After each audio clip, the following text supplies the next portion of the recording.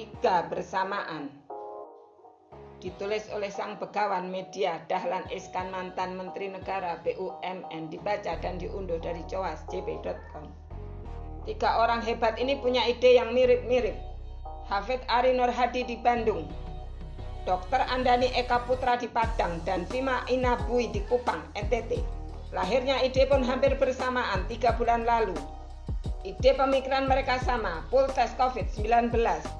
Tiga orang itu memang punya keinginan yang sama, agar sebanyak mungkin orang Indonesia menjalani tes COVID-19.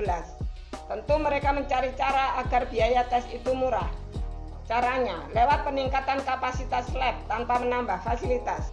Hafid, alumni Teknik Mesin ITB itu terus berjuang meyakinkan siapa saja, terutama para pengambil keputusan. Begitu terjal jalan yang ditempuhnya, belum juga mendapat lampu hijau. Hafiz yang hafal Al-Quran itu tidak putus asa, hanya saja memang tidak mudah. Sudah banyak instansi yang ia yakinkan, belum satu pun yang menganggukkan kepala. Ups, semua sudah menganggukkan kepala, hanya belum ada kaki yang bisa melangkah. Untung sekolah SD yang Hafiz dirikan sudah berjalan, tidak sampai terganggu oleh perjuangan ide barunya itu. Itulah SD yang mata pelajarannya hanya 3, matematika, bahasa Indonesia, dan bahasa Inggris. This way pool test Hafiz. Hafiz sebenarnya sudah memperbarui ide pool test itu. Tiap satu rumah cukup 1 orang yang dites, ujar Hafiz tadi malam, agar lebih hemat biaya dengan efektivitas yang sama, ujarnya. Masih juga sulit. Demikian juga di NTT. Fima Inabui tidak kalah gigihnya. Perjuangan Fima lebih berat, apalagi ide itu akan dia wujudkan di daerah yang sangat jauh, Kupang, ibu kota Nusa Tenggara Timur, NTT. Kalau dia bukan wanita asli Kupang, mungkin sudah angkat tangan. Tapi Fima begitu cinta pada Kupang. Dia begitu ingin mengabdi untuk daerahnya. Ayah Fima seorang pendeta di sana, ibunya pensiunan guru. Keluarga ini memiliki yayasan yang bergerak di bidang pendidikan di Kupang. Sekolah aplikasi bangsa, mulai TK, SD, SMP, sampai SMA. Fima sendiri hanya sampai kelas 2 SMP di Kupang. Dia pindah ke Jakarta, agar kelak lebih mudah masuk ITB. Setamat SMA, Fima benar-benar masuk ITB, jurusan biologi molekuler. Dari ITB, Fima ke Amerika Serikat.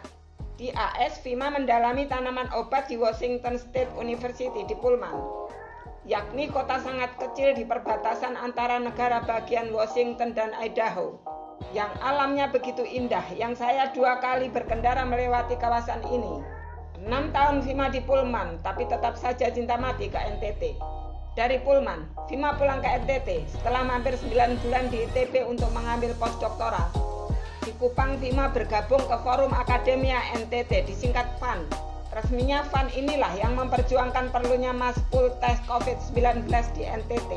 Tapi ya itu tadi, Fima harus lebih sabar. Sampai sekarang idenya itu masih di tengah jalan, energinya terlalu banyak untuk berhubungan dengan birokrasi.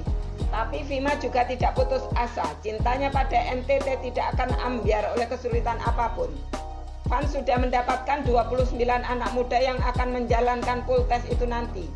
Merekalah yang lolos dari lebih 70 orang yang melamar.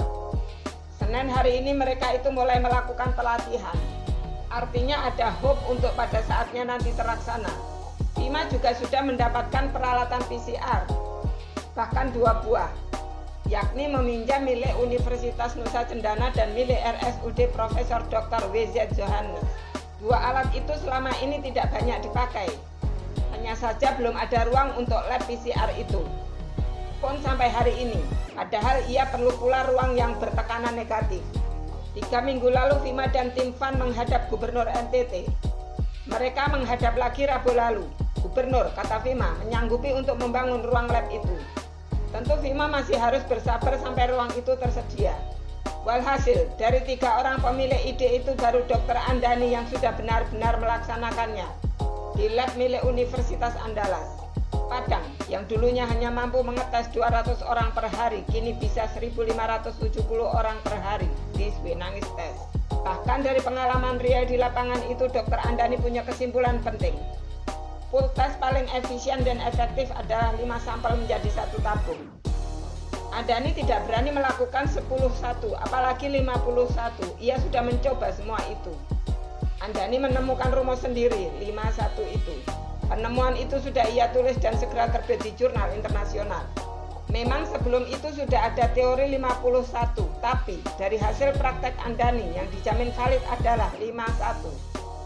10-1 saja sudah terjadi pengenceran, ujar Dr. Andani. Tentu masih terbuka lahirnya rumus lain dari ahli lain, siapa tahu. Kalau Hafiz dan Fima bisa menyusul Andani, tentu ilmu pengetahuan Indonesia semakin kaya. Kita pun akan bisa mengejar kalau kita masih bisa agak cepat. Terima kasih sudah mendengarkan Diswe hari ini. Semoga bermanfaat dan menginspirasi. Jangan lupa subscribe, klik lonceng, komen, like, dan share. Sampai jumpa di Diswe berikutnya. Ada pertanyaan kepada Sang Begawan, link ada di deskripsi.